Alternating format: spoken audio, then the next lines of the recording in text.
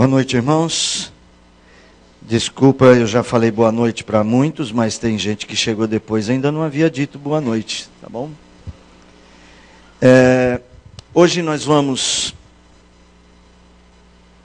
trabalhar com um tema que eu acho importante para todos nós.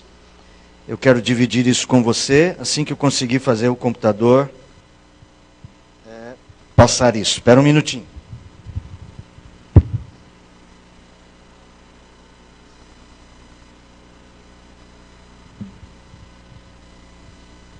Irmãos, a nossa proposta é a gente falar um pouco sobre coisas importantes para a vida.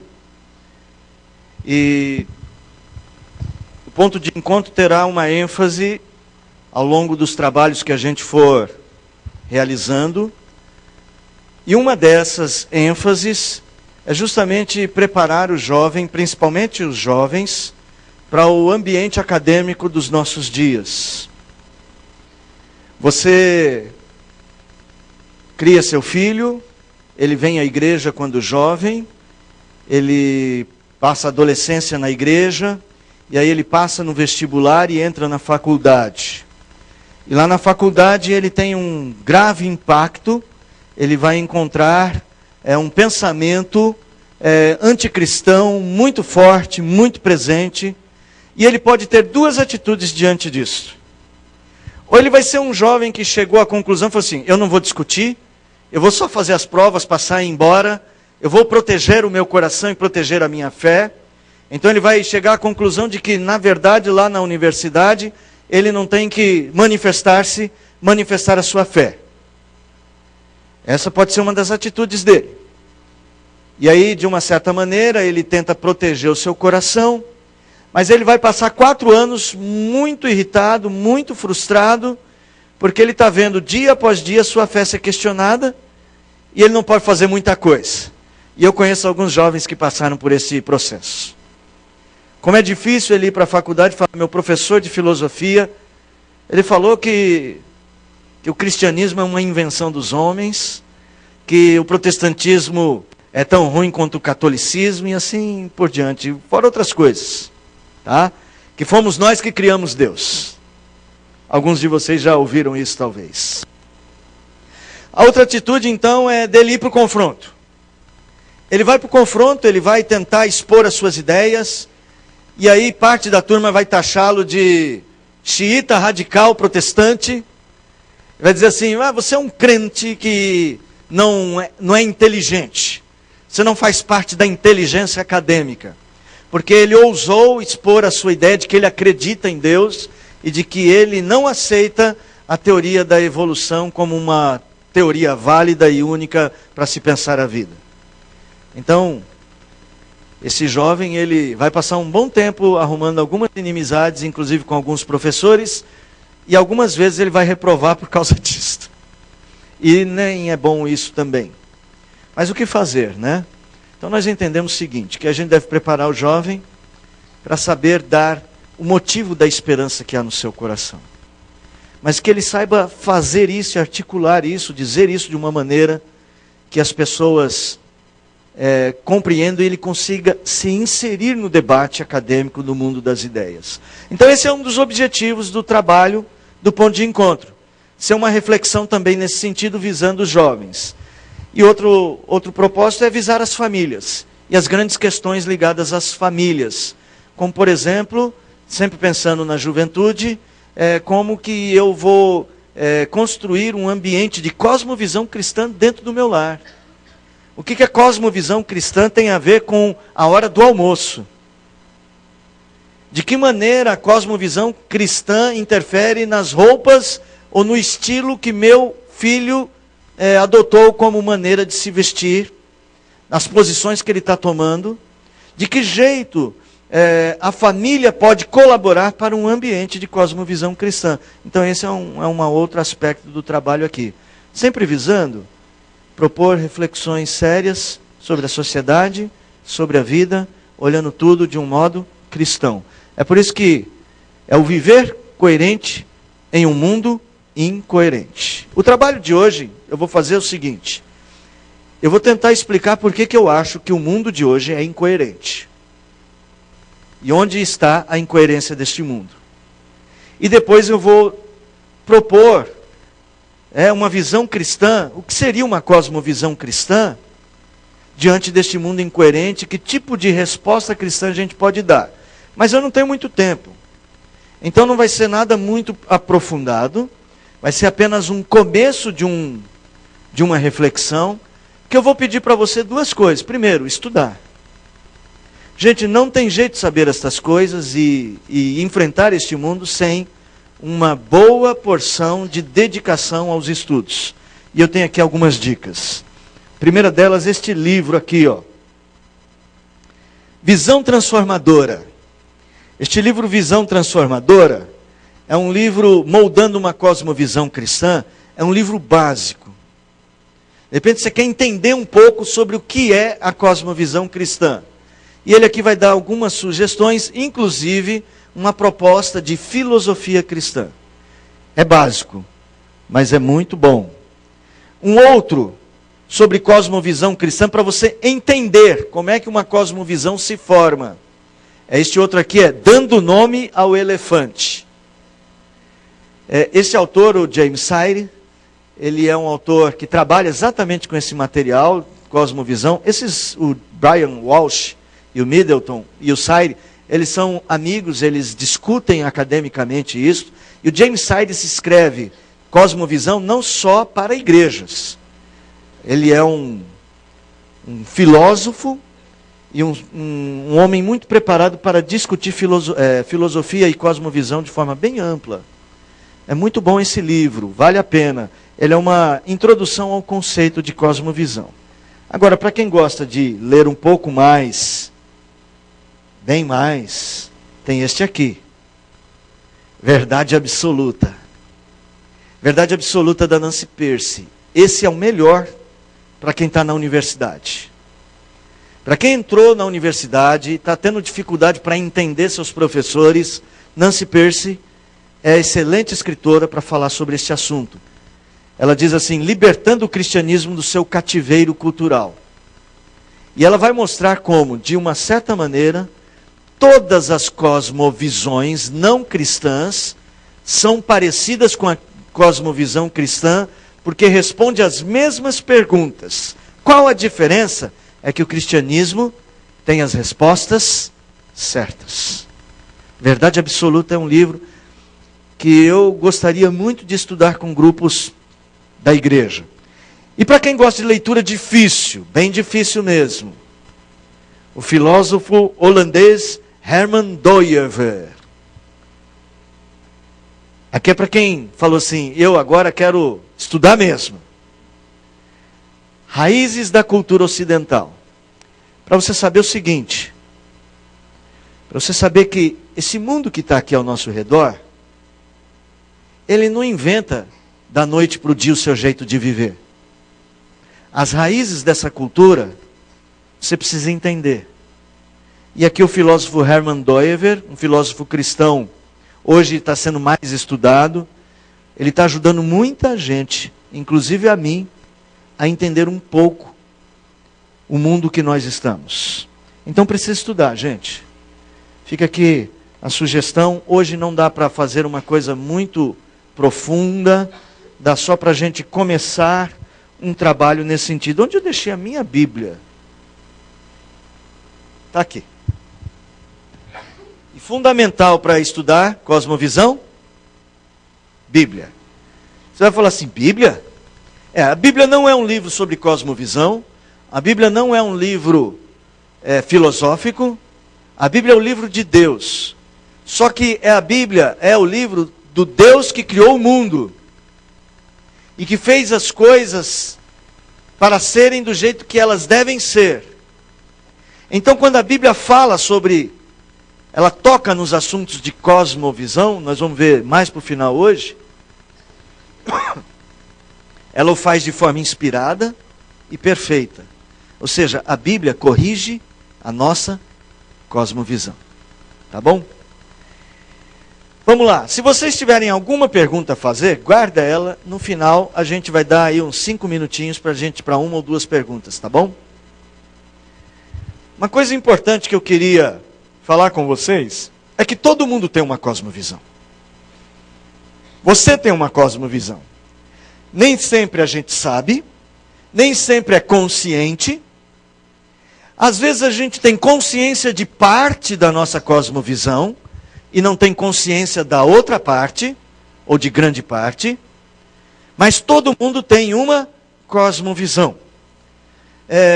Pense numa pessoa que nunca foi à universidade, que nunca foi à escola, que não foi alfabetizada e que mora em uma região muito distante lá na Amazônia, em uma tribo que ainda não foi encontrada pelos sociólogos, nem pelos antropólogos, nem por nenhum missionário, nem cristão, nem de nenhum tipo.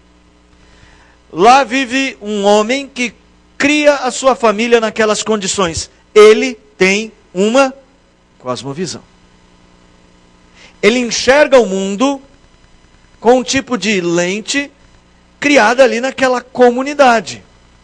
Talvez ensinada pelos ancestrais, pela história do seu povo. Ele tem uma língua que revela um pouco da sua cosmovisão. Ele tem os seus hábitos. Ele tem a sua cultura. Cosmovisão é diferente de cultura. A cosmovisão vem antes da cultura. Porque a cosmovisão é que forma a cultura. Então, essa é uma pergunta importante, né? É assim, mas o que é realmente uma cosmovisão? Eu vou ler aqui. Cosmovisão é uma maneira peculiar de ver e entender a realidade ao nosso redor e a nossa própria existência. Então, vamos pensar naquele homem, naquela tribo, ainda não localizada por ninguém. Obrigado. Agora, além de uma cosmovisão, vocês têm uma visão também, né, da projeção. Obrigado, Guilherme.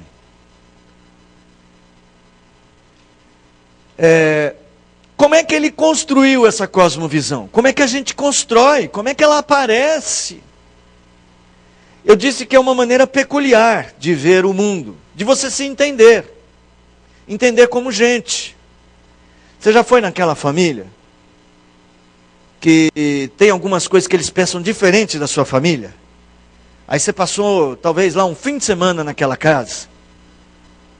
Ah, tem gente assim, até eu conheço, né? Você passou um fim de semana, aí quando você volta para sua casa, você fala assim, você quer saber? Eu não aguentava mais ficar ali, porque eles têm outros hábitos. Eles têm outra maneira de entender as coisas.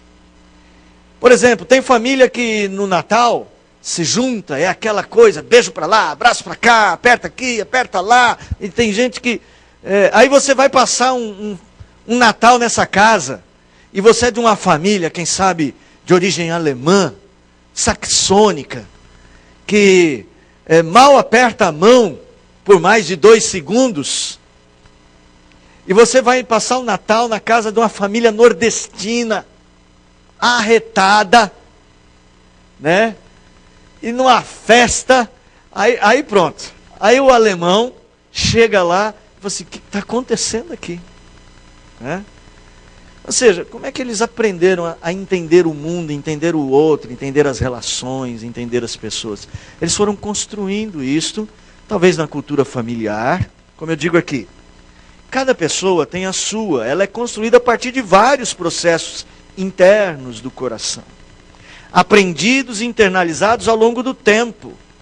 Pelas ferramentas da cultura familiar, da coletividade social, os outros elementos próprios da nossa capacidade de aprender. Então, você foi internalizando e nem sabia. Você é um tipo de pessoa que vê o mundo ao seu redor de uma forma bem peculiar. Você tem uma cosmovisão. Aí você vem para um grupo social chamado igreja. E você vive na igreja por mais ou menos uns 40 anos. E você ouve falar que Deus é criador. E você ouve falar que tem que amar o próximo. Estes valores que ao longo do tempo vão se repetindo, eles vão também construindo a sua maneira de ver o mundo. Você sabia, no período medieval, lá na Idade Média, ninguém questionava a existência de Deus. podiam ver Deus de uma maneira diferente. Mas se alguém questionasse a ideia de Deus, seria assim, quase um excluído. Com a mudança lá no Renascimento, a ideia de Deus começou a ser questionada. Na década de 80, quando um cientista aparecia o currículo de um cientista num livro qualquer, estava escrito assim, fulano de tal, ateu, formado nisso. Era muito comum dizer assim que ele era ateu ou religioso. Sabe hoje, entra naquela Wikipédia, põe o nome de um cientista, eles não fazem questão de dizer se são ateus ou não. Por quê? Porque isso não é mais importante. Que a nossa cosmovisão não é igual à cosmovisão do período medievo. A nossa cosmovisão, Deus não é mais um personagem importante da realidade comum do modo de pensar. Então, como é que a gente forma a cosmovisão? Pelas coisas que a gente vai internalizando ao longo do tempo. E hoje em dia, você talvez tenha que dizer para as pessoas, eu sou um cristão e tenho uma cosmovisão cristã, para entender o jeito que você pensa. Então a cosmovisão é assim que ela é formada. Bom, do ponto de vista bíblico, não vou tratar com detalhes, mas há dois tipos de cosmovisão, para ser bem sucinto. A cosmovisão teísta, que diz que Deus existe, e a cosmovisão apóstata. O que é a cosmovisão apóstata? É aquela, ou qualquer cosmovisão que não considera Deus como Senhor, Criador, ou distorce esse conceito. Deixa eu ler isso aqui para vocês. Uma cosmovisão apóstata é toda visão de mundo que nega ou distorce a ideia bíblica de que existe um Criador, Senhor de todas as coisas, que dá sentido a toda a realidade, sendo a Ele a fonte de significado de tudo o que existe. Vamos parar e vamos fazer um exercício. Isso aqui é um banco. Todos concordam que isso é um banco? Todo mundo concorda? Do ponto de vista de uma cosmovisão apóstata, o que é o banco? O banco é um móvel usado para se sentar. Feito de madeira, no caso aqui também de tecido, de espuma, e ele é montado pelo artífice da carpintaria ou da marcenaria. Talvez tenha outros detalhes do ponto de vista de uma cosmovisão apóstata. Por exemplo, um homem da engenharia molecular vai dizer, um banco também é um ajuntamento de moléculas. Do ponto de vista da cosmovisão cristã, o que é o banco? O que é o banco? Vamos fazer o exercício. O que vocês acham? O banco continua sendo um móvel de madeira para se sentar, com pano, o artífice é o marceneiro, e também pode ser considerado um ajuntamento de moléculas, de átomos. Pode? Isso está de acordo com a cosmovisão cristã? Mas para por aí a cosmovisão cristã? Não. Que mais ela diz sobre o banco? Oi? Ela vai dizer que o banco existe porque Deus, em sua providência, capacitou o homem para fazer. A cosmovisão cristã diz isso. O que mais que ela diz? Bom, vamos pegar isso aí em contraste com a cosmovisão apóstata, sobre a capacidade do homem de fazer. A cosmovisão cristã chega ao ponto de dizer, o homem é capaz, quem deu a capacidade foi... E da cosmovisão apóstata? Como é que eles pensam isso? O homem foi capaz, isso ele diz? Quem foi que deu essa capacidade para ele? A ciência. o estudo, a sua própria racionalidade. Olha a diferença. O que é uma cosmovisão cristã e uma cosmovisão apóstata? A cosmovisão cristã diz que este banco tem um sentido, um significado, em última instância, a partir de Deus. Toda a cosmovisão apóstata vai dizer que, em última instância, o significado não tem nada a ver com Deus. Tem mais. O que a cosmovisão cristã fala sobre este banco? Oi? Fala mais alto que eu não estou. Deus criou a árvore, a matéria-prima veio de Deus. Na cosmovisão apóstata, como é que ele pensa? De onde vem a matéria-prima? De onde? Da natureza. Ela para aí. Porque por detrás da natureza não existe um Deus. Existe inclusive cosmovisão que vai dizer que a natureza é Deus. A cosmovisão de religiões orientais vai dizer que no final das contas, Deus é o cosmos. E a natureza faz parte dele. Isso é uma cosmovisão apóstata. Por exemplo, a cosmovisão cristã, ela vai pensar, serve para sentar.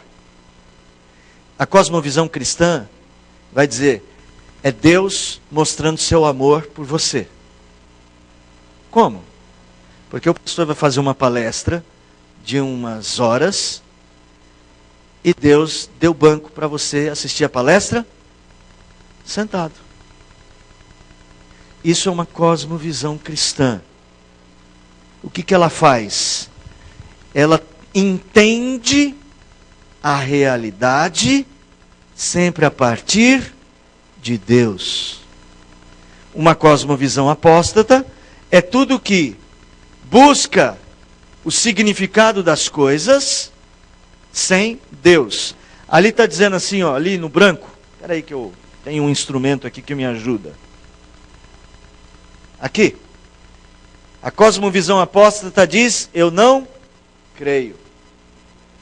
A cosmovisão apóstata, uma vez que as cosmovisões apóstatas partem da ideia da negação ou distorção da verdade sobre Deus, suas conclusões, está perdendo a força.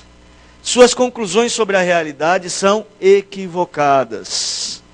E por isso mesmo, incoerentes. E aqui está a incoerência desse mundo. Como realidade existencial. Afinal, buscam significado de tudo sem o significador, que é Deus. Buscam o significado do banco, sem buscar aquele que em última análise é que dá significado ao banco. Deus é que dá significado a todas as coisas. Deixa eu ir um pouquinho além sobre isso. Abra sua Bíblia lá em Gênesis, é o texto que eu uso básico para tratar disso. Gênesis 3. A tentação. Eu acho que ele é um texto revelador, ele ilustra muito bem isso, mas existem outros, mas este é o que eu mais gosto. Na primeira tentação, a serpente chega para Eva e fala, vamos comer? Está na hora do lanche? Que tal uma fruta para o lanche? O que Eva responde? Capítulo 3, verso de número 2. Lê aí, gente.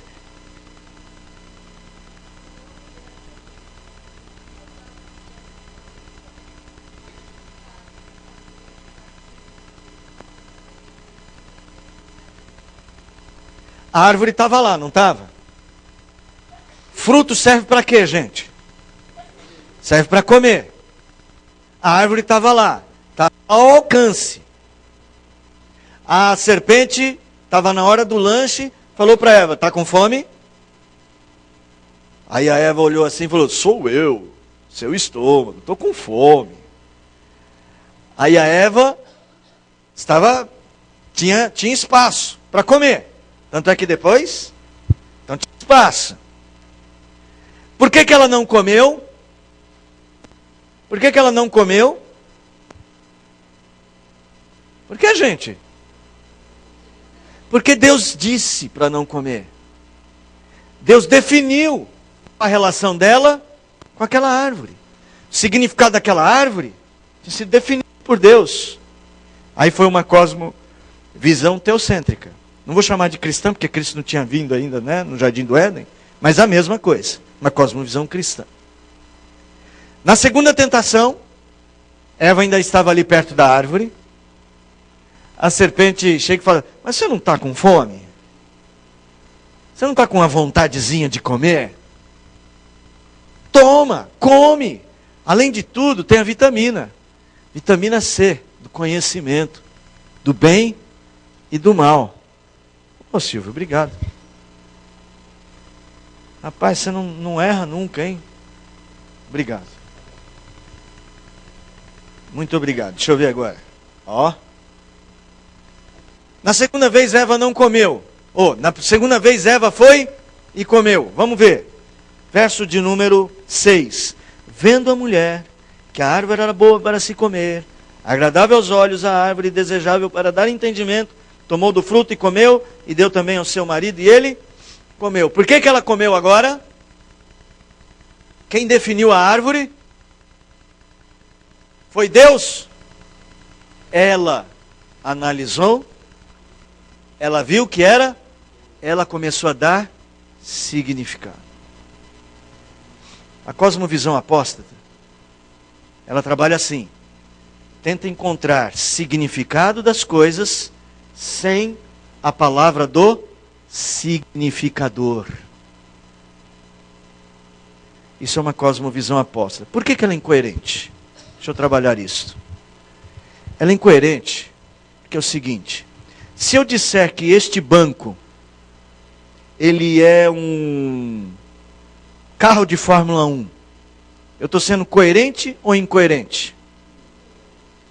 Por quê? E se eu sentar nele e ficar assim, imaginar que ele é um carro de Fórmula 1, eu estou sendo coerente ou incoerente? Por quê? Porque mesmo que eu tente defini-lo, ele continua sendo o que é. A cosmovisão apóstata, por mais que ela tente definir a realidade, ela é incoerente, porque não existe nenhuma realidade que sem Deus seja verdadeira. Mesmo que ele diga: isso é um banco, ele é feito de madeira, ele tem tecido, ele tem espuma, ele é a arte do marceneiro que aprendeu a ciência da marcenaria.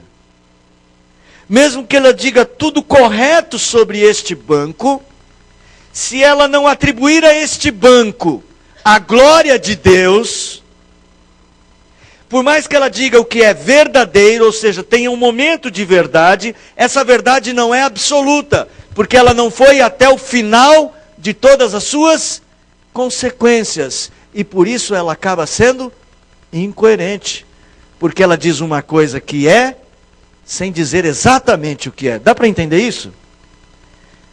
Só que às vezes ela não é só assim que ela acerta. Existem coisas que a cosmovisão apóstata, que ela não somente erra a origem, ela erra até a funcionalidade das coisas. Eu vou dar um exemplo para vocês. Hoje mesmo estive lendo a página do PSOL, que é um partido de esquerda marxista do Brasil.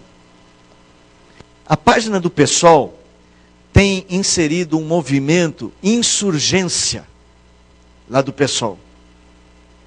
E lá naquela página que eu estava lendo, estava dizendo o seguinte sobre a agenda da homossexualidade LGBT. E eles estavam dizendo: vamos usar a agenda do feminismo e da homossexualidade LGBT para transformar as estruturas do país.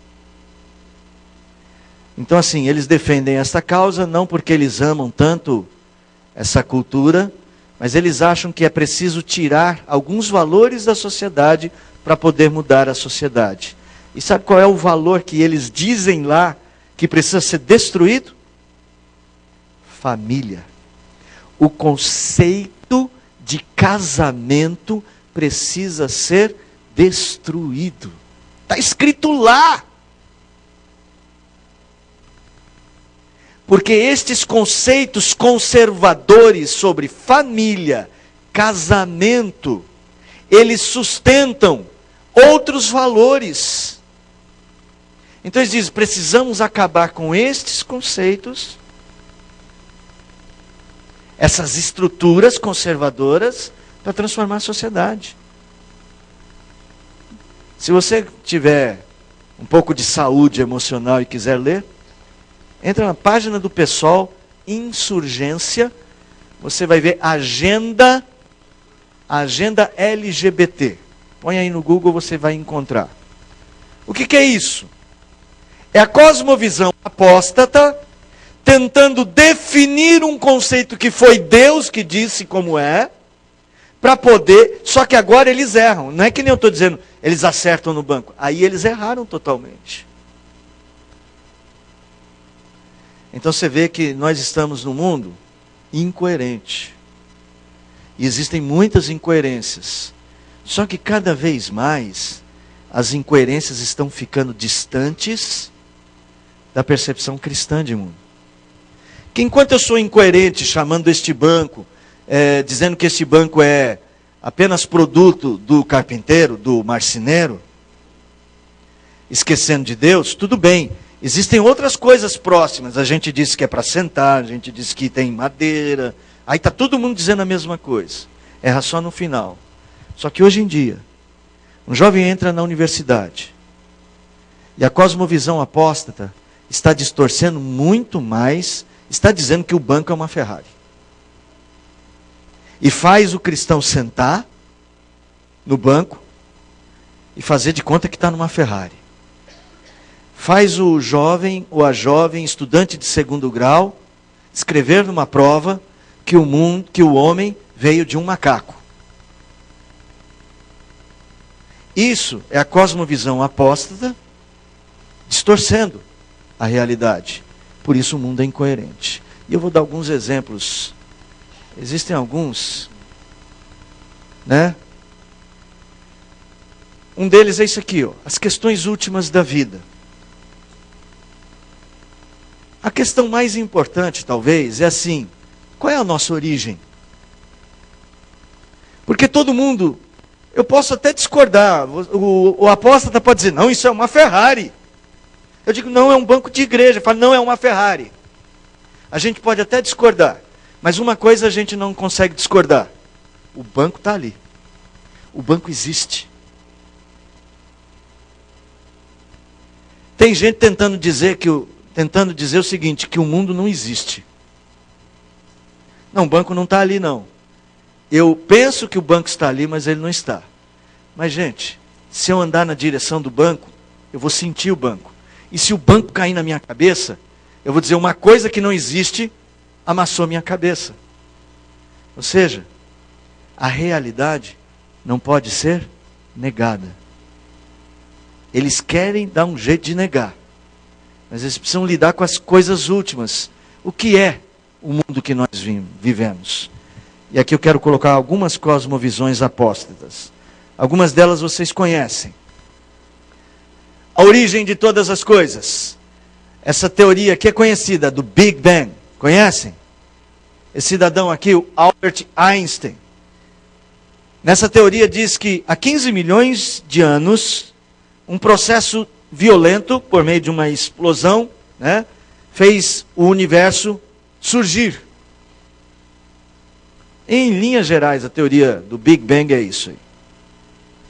Uma explosão, uma super explosão, a massa estava toda concentrada, explodiu e agora o universo está expandindo. Hoje eles já dizem que já não está mais, está retraindo. Alguns dizem que está expandindo e outros dizem que está retraindo. E vocês vão ver que tem gente que diz que ele está estático.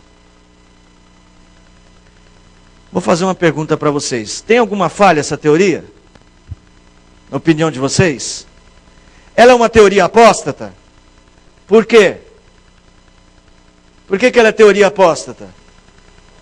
Que deixou Deus de fora. Quem é o Criador aí? O acaso, como é que é aquela música? O acaso ainda, esqueci.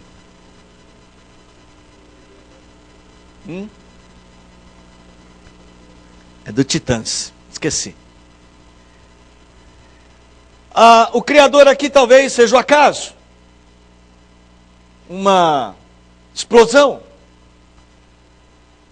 Como que explodiu? Aí tem uma pergunta ainda maior. O quê? Explodiu o quê? O que explodiu, gente? E quem fez aquilo que explodiu, seja lá aquilo que for? É estranho, não é?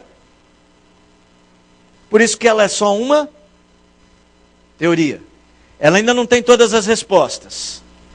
Pelos cálculos de Einstein, por causa da teoria da relatividade, ele calculou isso porque o universo estaria se expandindo, então imagina-se que um dia ele foi menor e precisou de algo para fazer ele se explodir.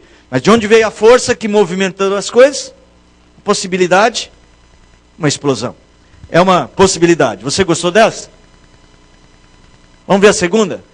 Não sei quantos conhecem a teoria inflacionária. Não tem a ver com a inflação, é com inflar. Esse estudioso Alan Guth, ele disse o seguinte: o universo é o resultado da inflação provocada por forças fundamentais.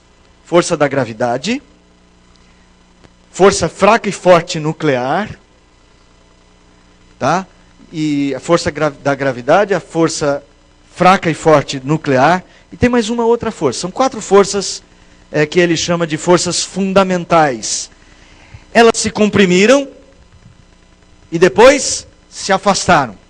Era um poder de atração e depois de repulsão. Força magnética. Sabe que o Magneto, não o Magneto do X-Men, é como é que chama aquele negócio? O ímã. Já viu que ele atrai, mas também tem um momento que ele repele. O universo, então, ele está inflando por causa destas forças. Pergunta: e estas forças? São elas. Eles dizem assim, energia positiva e negativa. Energia de onde? Quem produziu? Não tem essa resposta ainda. O Alan Guth é vivo? Ele ainda não tem essa resposta. Vamos esperar um pouco mais, ver se ele vai encontrá-la. Gostaram dessa? Essa daqui é bem interessante. Universo estacionário. Na teoria do universo estacionário, do Edward Milne, o universo sempre existiu, não foi criado. Ele está aí, ele é o que é para sempre. Ele não nasceu e se expandiu, não está retraindo. Ele era astrônomo. É astrônomo? Não era, ele ia ser falecido. E ele observou pontos específicos do universo por algumas décadas. E ele não viu nenhum sinal de expansão. A conclusão que ele chegou é: tudo é o que sempre foi. O universo sempre existiu. Então aí não é uma teoria da criação, é uma teoria da eternidade do universo. Só que tem um problema. Até a própria energia se esvai. Ela precisa de origem para poder voltar a ser o que é. Você sabe que as estrelas, elas morrem, né? A energia acaba. Ele não consegue explicar como é que faz para a energia acabar em todo o universo, mas o universo continuar existindo eternamente. Gostaram? Isso é bom para quem não gosta de muito movimento, não gosta de academia, universo estacionário. Último aqui, universo oscilante. Esse é o Paul Steinhardt. Esse eu precisei anotar o nome dele, porque esse é difícil. O Steinhardt, ele diz o seguinte: o universo, ele é filhote de um outro universo. Existia um universo que acabou, e quando ele acabou, ele gerou o nosso. Que ele acabou por uma explosão, que gerou o nosso, que um dia vai explodir. Mas isso já vem reprodução assexuada, né? Gente, o que eu estou dizendo? Que as teorias apóstatas, todas elas têm suas limitações. É lógico que tem. Por quê? Porque elas não falam da realidade última do banco. Elas param no marceneiro. Elas param na natureza. E elas vão explicar de onde veio a natureza. Ah, sei lá, a natureza veio da explosão. A natureza veio disso. A natureza veio de alguma coisa que eu não sei explicar o que é. É por isso que nós não precisamos ter medo. Que a cosmovisão cristã pode não ter a resposta que caiba dentro da caixinha. Gente, bom, deixa eu mudar essa frase. Não cabe a cosmovisão cristã não serve. Eu entrei num site e coloquei teoria sobre a origem do universo. Apareceu essas 4. Mas não apareceu a teoria cristã. Site de escola, aquele Info Escola. Já pesquisaram nele? Info Escola. Site muito pesquisado pelos nossos alunos de Fundamental e de Fundamental 2 e de médio nem tanto, né? Vamos pensar que o médio já está dando um upgrade nisso, né, gente? O médio já está fazendo uma pesquisa melhorzinha, né? Não? Gente, Wikipédia e Infoescola não serve para ensino médio, tá? Vocês precisam ir além, tá bom? Mas lá, no Infoescola, apareceu isso. Teoria cristã não. Porque cosmovisão cristã é ridicularizada. Por quê? Porque crê em Deus. No final das contas, a resposta do cristão é: Deus é a origem de tudo. Isso é resposta?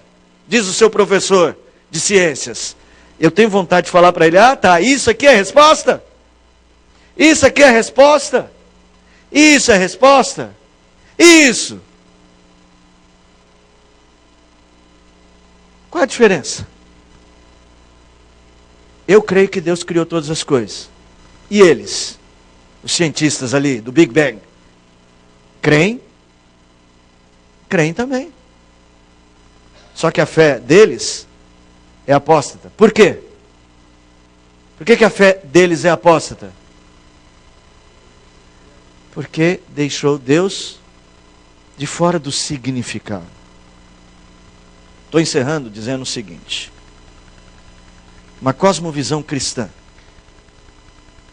você pega a realidade, o fato, o banco está ali, e diz: toda a realidade, quer de natureza factual, o banco está ali, ou conceitual, o que é o banco, responde a uma relação com Deus. Tudo tem a ver com Deus. Ponto 2, as causas secundárias. O banco existe, sim, elementos emocionais, sociais, naturais, o trabalho do carpinteiro, do marceneiro, a natureza que gerou a árvore, o homem que produziu o tecido, tudo são as causas secundárias. São meios que Deus usa para a construção da realidade. Mas no final das contas, quem é o autor? Deus. E aqui vem o final. O significado final de tudo, nem sempre claro e direto. O verdadeiro significado de cada realidade só é verdadeiro na mente de Deus. No fundo, só Deus sabe o que é o banco. Mas tem uma coisa: Deus me dá pistas que me aproxima do que Ele pensa. Abra sua Bíblia em Colossenses capítulo 3.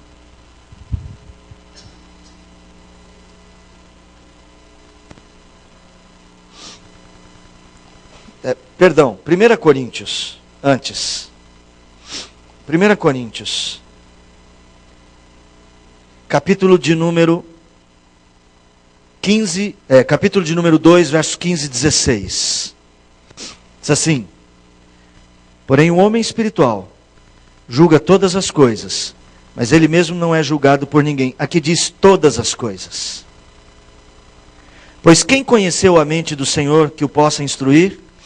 Não dá para saber tudo o que Deus pensa. O que é o banco. Deus sabe o que é. Mas o texto diz, terminando assim: nós, porém, temos a mente de Cristo. E onde está a mente de Cristo? Aqui. O que é a cosmovisão cristã? É aproximar o meu modo de ver a vida à realidade. Porque esse é um mundo incoerente, onde as coisas têm significado sem o significador. O que é a coerência cristã? É tentar entender tudo com o significado que Deus deu. Mas como é que eu sei? Se no fundo só Deus sabe o que é que as coisas são. Eu sei porque Ele dá pistas. Ele me dá condições de saber e Ele me dá direção. Ele me dá a sua palavra. Por isso que a cosmovisão cristã é ver o mundo também a partir das Escrituras. Cristãos coerentes, vivendo em um mundo incoerente. Uma proposta viável para o mundo das ideias e para as explicações básicas de onde veio e o que é e o que o ser humano deve ser. A mentalidade apóstata insiste em não admitir a possibilidade e viabilidade da nossa cosmovisão. Lá vão dizer que você é um ajuntamento de moléculas ou de átomos de carbono. E alguns vão dizer que ao morrer, você vira carbono. A Bíblia diz que não. Qual é a diferença? É que na visão apóstata não existe esperança. Na visão cristã, existe. Para tudo. Eu quero enfatizar isso aqui, ó. Sua tarefa, conhecer. Sua tarefa, estudar.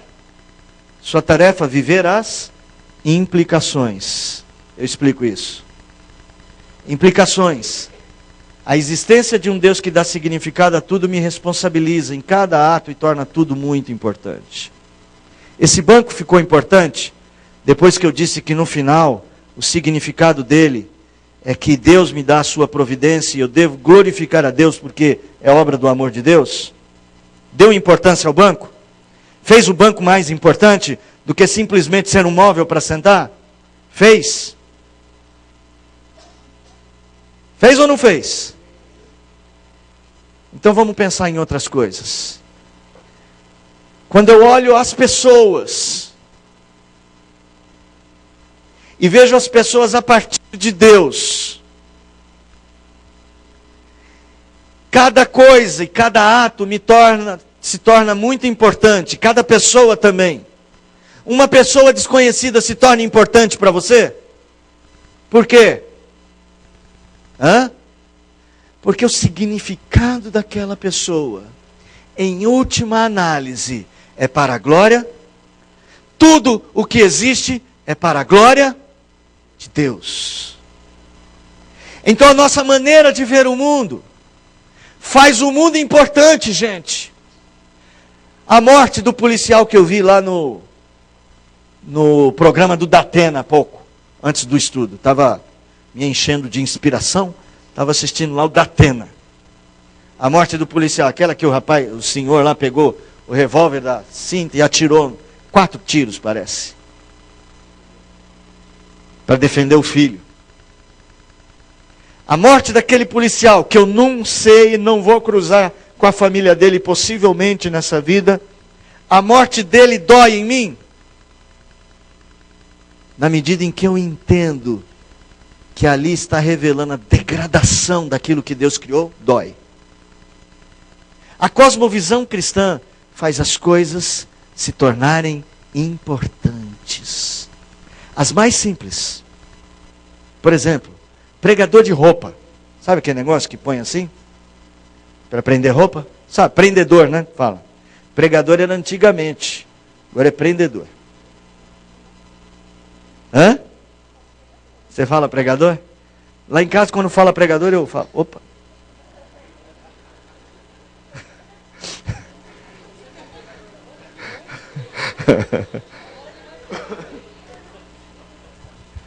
É o seguinte, ele é importante? Ele é importante. Por quê? Numa cosmovisão cristã. Por que ele é importante? Vai lá, gente, me ajuda aí. Me ajuda aí, ô.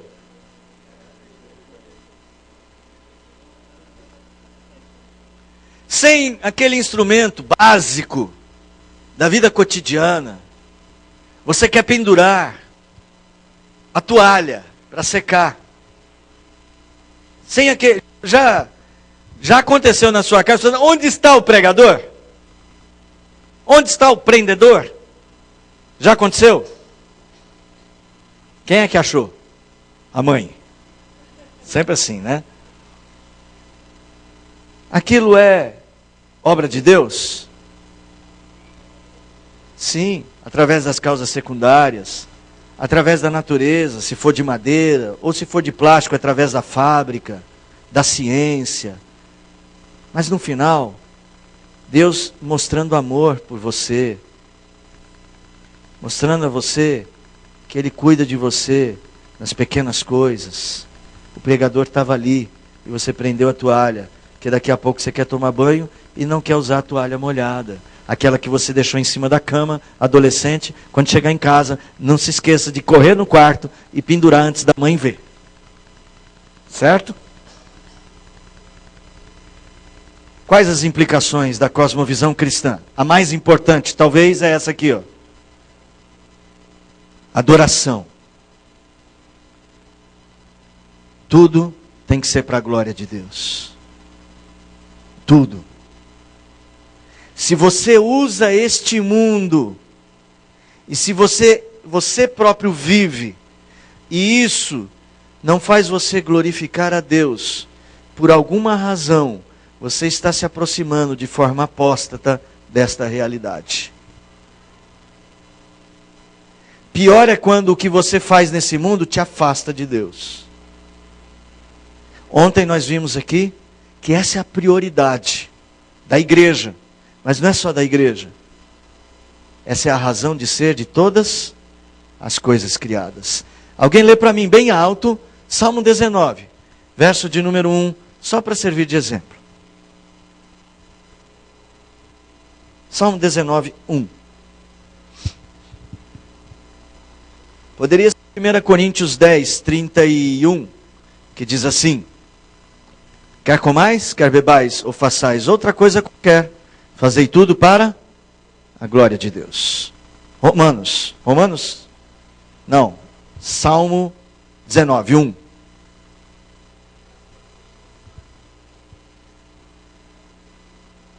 Tudo que existe para a glória de Deus. Esse é o significado. Isso é cosmovisão cristã. A Bíblia não é um livro sobre cosmovisão. Mas quando ela fala das coisas, ela revela a sua cosmovisão. Segunda implicação, obediência. Para eu poder fazer as coisas para a glória de Deus, eu tenho que obedecer a palavra. Abra aí no Salmo 119. Só para pegar um exemplo de obediência.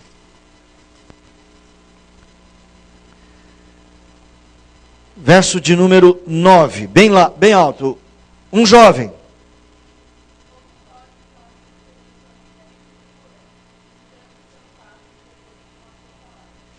Viver um padrão determinado pelas Sagradas Escrituras, a mente de Cristo.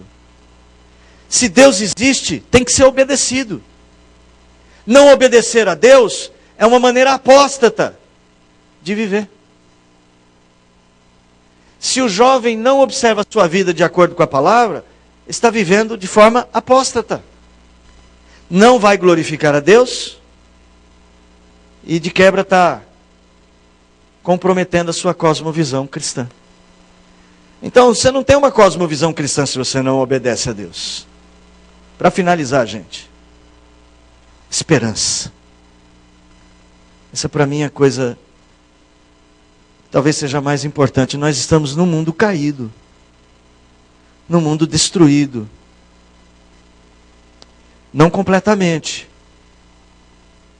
mas tudo que a gente vê ao nosso redor tem muita sombra. Os jovens, especialmente, as drogas, o crime, os lares. Mas quando a gente pensa que existe Deus, o mundo da visão apóstata, que é um mundo sem Deus, eu vou trocar. Guilherme, põe aquela bateria aqui para mim.